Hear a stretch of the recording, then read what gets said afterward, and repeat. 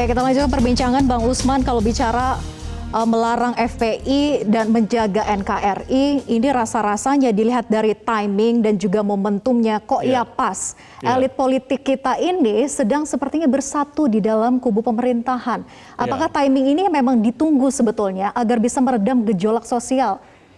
Ya, boleh jadi seperti itu ya, boleh jadi seperti itu karena konflik ataupun ujaran kebencian itu mulai berkurang, sehingga kalaupun pemerintah kemarin mengambil sikap, mengambil kebijakan membubarkan FPI secara de facto begitu, karena de jure-nya kan sudah tidak terdaftar dia kan begitu, itu tidak akan menimbulkan gejolak yang terlalu besar begitu. Dan saya kira kalaupun muncul pemerintah akan siap menanggulanginya begitu. Nah, jadi semua sudah diperhitungkan ya, apakah persoalan tadi elit-elit yang sudah bersatu itu menjadi pertimbangan, tentu saja pemerintah yang lebih paham, tetapi kita boleh berandai-andai ya itu jadi pertimbangan juga begitu. Baik, artinya keputusan bulat ini bukan tiba-tiba muncul, tapi memang melalui rentetan momentum panjang, sehingga timingnya pas, barulah pemerintah mendeklar gitu ya. Bukan cuma itu ya, bukan cuma itu kan kalau kita lihat ini kan keputusan 6 pejabat setingkat menteri kan begitu. Artinya melalui proses diskusi, ya, diskusi dari ke-6 lembaga ataupun kementerian ataupun menteri. Bahkan tim Intel juga dilibatkan gitu ya, kata Menko Polhukam. Gimana?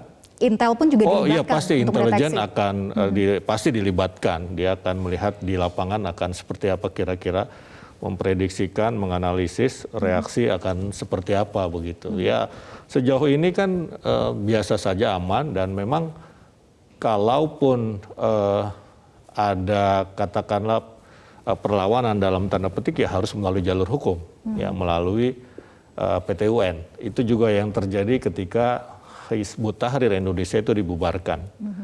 Kemudian kan melalui PT UN, dan PT UN menolak permohonan dari HTI, sehingga ya memang organisasi itu tidak bisa hidup di Indonesia begitu. Kemudian tim advokat FPI mengatakan bahwa akan melakukan proses hukum dengan melakukan gugatan begitu ya. Itu bagus sekali. Bagus sekali karena jalur hukum yang ditempuh gitu ya. Nah, tapi kalau kita berkaca pada saat pembubaran HTI dulu, apakah proses hukumnya juga begitu panjang nantinya? Ya, saya kira tidak terlalu panjang ya. Di PT UN itu saya kira tidak terlalu panjang, dia akan segera memutuskan begitu ya, dalam beberapa kali persidangan. Proses biasa saja, ada gugatan, kemudian ada jawaban dari tergugat atau termohon begitu, kemudian nanti hakim akan memeriksa saksi-saksi ahli misalnya, dan kemudian akan diputuskan seperti apa begitu ya. Nanti putusannya kan bisa dua, bisa diterima, bisa ditolak, kan begitu saja sebetulnya. Ya. Nah, kemudian kalau melihat dari pertimbangan-pertimbangan yang disampaikan ke hadapan publik oleh pemerintah, dilihat dari landasan hukumnya dulu deh gitu ya. Kalau nanti memang akan dilakukan gugatan proses hukumnya, pemerintah harus memiliki peluru-peluru yang nanti akan dikeluarkan dalam proses persidangan. Nah, apakah secara landasan hukum dan peluru-peluru ini sepertinya sudah kuat bagi sisi pemerintah? Ya, kalau kita lihat dari HTI itu kan akan sama ya dasar hukumnya. Jadi tentu saja Perpu tahun 2017 ya.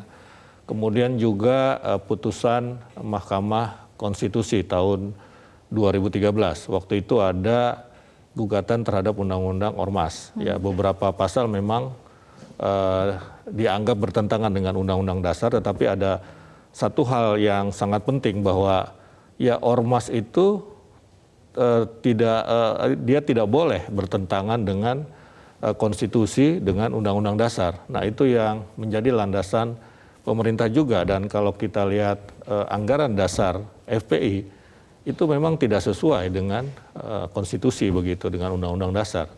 Nah, itulah juga yang kenapa pendaftaran mereka beberapa sebelumnya itu juga tidak disetujui oleh pemerintah. Kenapa? Karena memang ada ART-nya itu tidak berubah begitu seperti awal, padahal itu jelas bertentangan dengan undang-undang. Ini sangat menarik, Bang Usman. Kita lanjut perbincangan nanti usai jeda. Dan pemirsa, kami masih menunggu partisipasi Anda melalui sambungan telepon di 0215839900. Tetaplah bersama kami di Editorial Media Indonesia. Terima kasih Anda masih bersama kami di Editorial Media Indonesia. Sesuai dengan tema besar kita hari ini, melarang FPI menjaga NKRI. Kita sudah terhubung dengan pemirsa penelpon. Ada Pak Bram dari Bogor. Selamat pagi Pak Bram. Selamat pagi Bu Vera, selamat pagi Mas Usman. Selamat pagi Pak Bram. Pagi Pak Bram, silakan dengan pendapat Anda. Sebetulnya kami ini masyarakat kecil. Saat ini adalah kado yang paling indah dari pemerintah Indonesia, terutama Bapak Jokowi dengan tegas membubarkan ormas-ormas radikal. Karena kami sendiri sebetulnya ingin toleransi di Indonesia itu besar sekali. Tapi memang ormas-ormas yang ada sekarang ini harus ditertibkan dengan baik. Mereka itu sudah menghina, mereka sudah mengecilkan negara yang sebesar ini. Itu kami pun masyarakat kecil kecewa. Kenapa pemerintah diam selama ini? Tapi ternyata hari ini, hari kemarin adalah hari yang paling indah untuk bangsa Indonesia. Baik, terima kasih Pak Bram. Itu aja kalau menurut saya. Terima kasih, salam damai. Terima kasih, salam damai juga. Dan selanjutnya ada Pak Edward dari Curug Bengkulu. Selamat pagi Pak Edward. Selamat pagi Bu Farah, selamat pagi Bung Usman, dan selamat pagi Bunda DNCM. Pertama, apresiasi bangsa Indonesia untuk pemerintah yang sudah mengambil keputusan yang tepat. Karena selama ini rakyat merasakan bahwa keberadaan FPI melalui tokoh-tokohnya yang selalu menyebarkan ujaran kebencian, memprovokasi masyarakat untuk seolah-olah melawan pemerintah.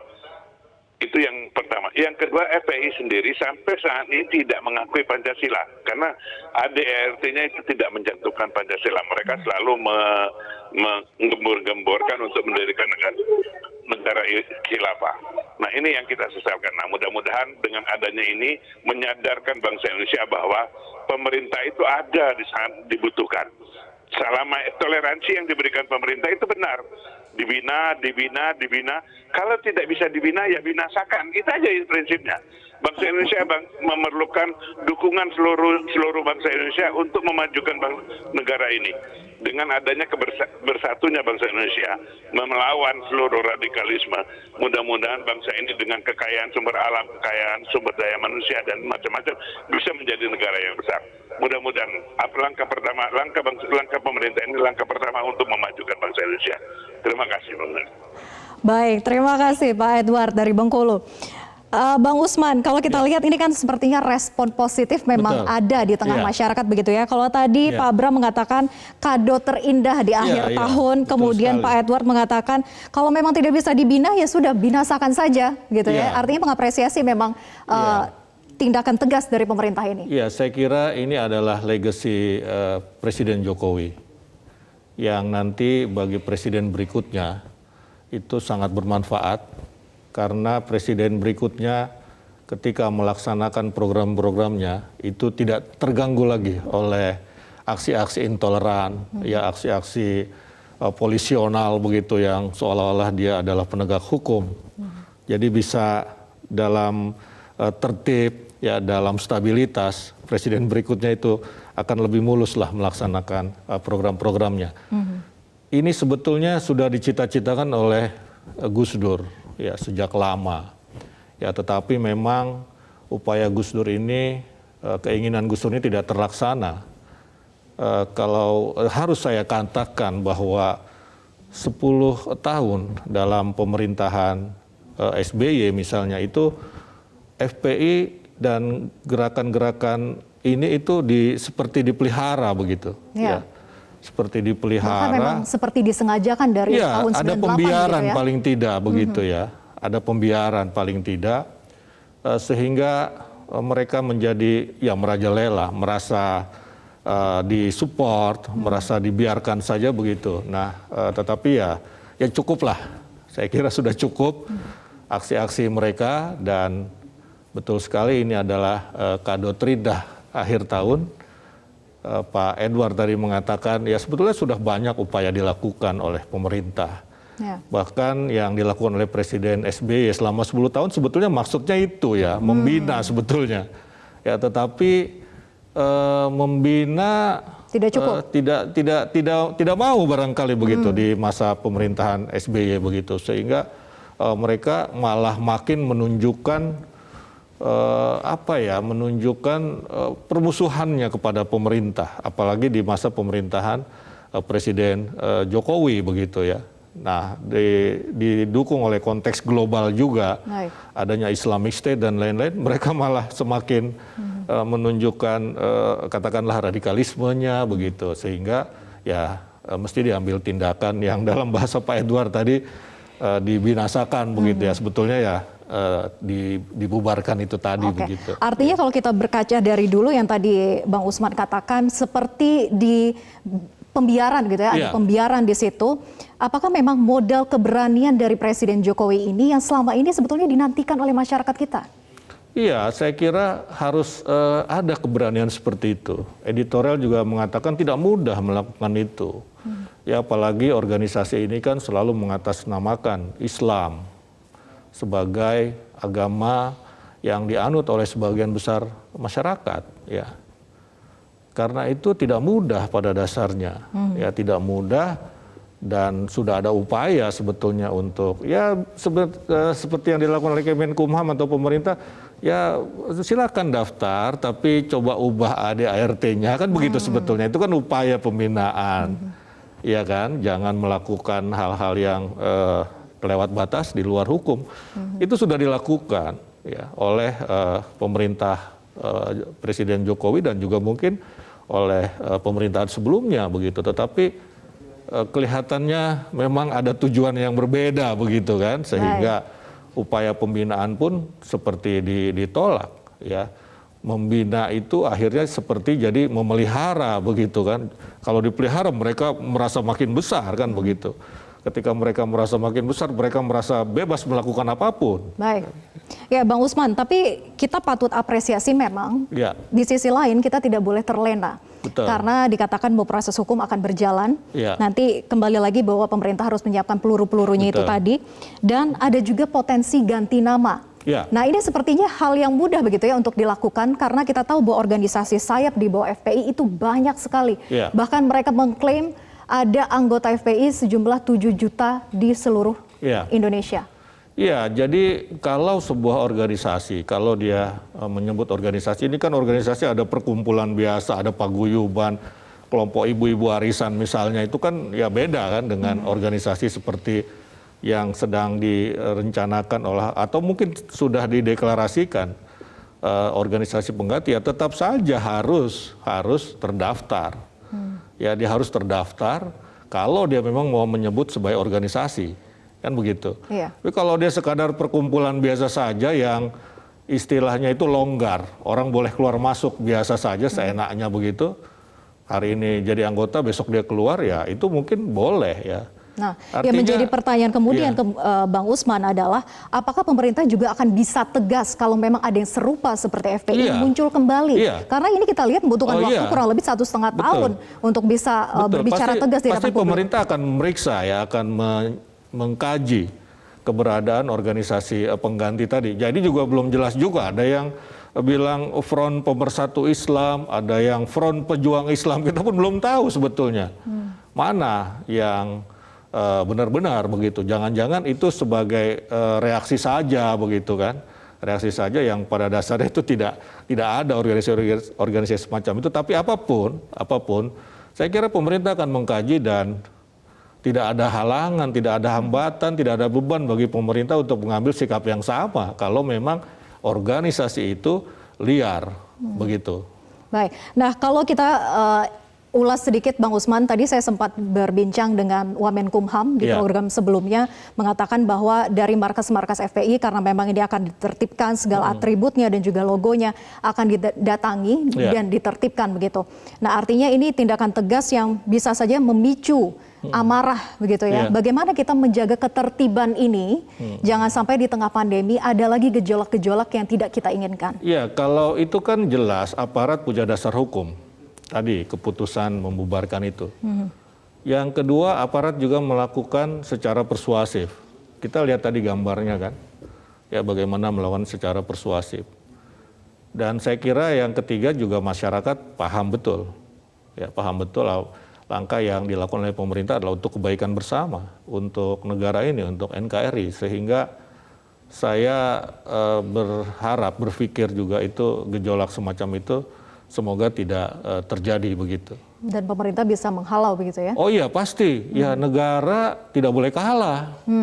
Iya kan, kenapa? Karena negara punya dasar hukum yang kuat.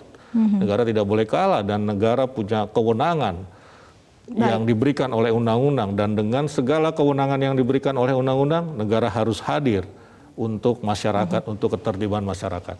Nah Bang Usman, yang juga menarik adalah adanya sejumlah anggota FPI yang dikatakan ada 35 anggota FPI yang terlibat terorisme. Dan ditambah lagi ini tentu ada kemungkinan bahwa anggota FPI baik itu pusat maupun daerah, mereka mempunyai kemungkinan untuk terlibat terorisme juga di luar dari 35 yang sudah dikatakan pasti secara hukum terlibat terorisme ini. Apakah memang pemerintah juga harus sigap untuk menjerat undang-undang terorisme? Oh iya, pemerintah punya BNPT, ya Badan Nasional Penanggulangan Terorisme, itu sudah mengidentifikasi pastinya kalau ada siapapun, bukan cuma anggota FPI. Ya, tetapi tadi data menunjukkan ada 35 misalnya yang terlibat dan itu sudah terbukti di dalam persidangan begitu kan. Mereka sudah ditangkap kemudian disidang dan mereka diidentifikasi adalah anggota FPI dan itu sebetulnya sudah cukup bagi pemerintah untuk membubarkan. Di negara-negara lain ketika ada anggota satu organisasi terlibat dengan terorisme itu sudah cukup alasan untuk dibubarkan. Tidak ada ampun ya? Tidak ada ampun. Ya, di negara-negara Eropa, di banyak negara Islam misalnya, Hizbut Tahrir, itu juga dibubarkan karena alasan seperti itu tadi. Terlebih lagi ada video yang mengatakan Rizik Syihab dengan tegas mendukung ISIS begitu. Itu apalagi? Ya, kita kan tahu Islamic State itu seperti apa. Ya, dia sebuah ideologi ataupun gerakan terorisme global yang ingin membentuk negara Islam. Negara Islam itu artinya kekhalifahan kan begitu, seperti zaman dahulu begitu ya. Yang terakhir kan itu Ottoman di Turki yang sudah bubar tahun 1942 itu dihidupkan kembali oleh mereka dan melalui jalan kekerasan tentu saja, dan ini ditolak oleh semua negara ya, semua negara. Jadi itu juga bukti lagi, alasan lagi bagi pemerintah sebetulnya untuk mengambil tindakan tegas seperti sekarang ini. Baik, alasannya sudah begitu panjang, bahkan banyak. Terlihat pembiaran, sudah ada pembinaan, tapi ternyata memang harus dibinasakan begitu ya. Nah, kemudian yang menjadi pekerjaan rumah pemerintah selanjutnya adalah bagaimana cara untuk membina anggota FPI yang saat ini memang secara aturan hukumnya sudah dibubarkan, tapi kan mereka ini banyak sekali Bang Usman. Jangan sampai paham-paham yang salah ini menularkan kepada yang lain atau tadi membentuk organisasi-organisasi lain dengan nama-nama yang lain. Ya, tentu saja harus ada proses ya, proses persuasi ya kepada bekas ataupun mantan mereka yang aktif di FPI ya. Tapi kalau tindakan persuasif itu tidak bisa juga, ya apa boleh buat, tindakan represif yang butuh trigger lagi tidak dilakukan. Ya, triggernya kalau mereka macam-macam. Ya sebetulnya kalau mereka misalnya tetap masih melakukan kegiatan itu kan sudah pelanggaran hukum, sudah bisa pidana itu. Ya, sudah pidana. Jadi ya karena itu kita cobalah tetap persuasi. Kalau di bidang terorisme itu kan namanya melakukan deradikalisasi kan begitu. Ya, itu juga harus dilakukan oleh pemerintah. Baik, terima kasih Bang Usman, Dewan Redaksi Media Group. sudah Sama-sama, hadir Vera. bersama kami di Editorial Media Indonesia hari ini. Dan tentunya pemirsa, membubarkan organisasi dengan label agama, apalagi agama mayoritas yang nyata-nyata melanggar ketentuan memang tidak gampang. Butuh keberanian ekstra untuk melakukannya dan keberanian itu ditunjukkan pemerintahan saat ini. Pelarangan terhadap FPI ialah pesan sangat gamblang bahwa tidak ada tempat bagi ormas yang menegaskan kesepakatan bernegara di Republik ini. Tetaplah bersama kami di Metro TV. Sampai jumpa.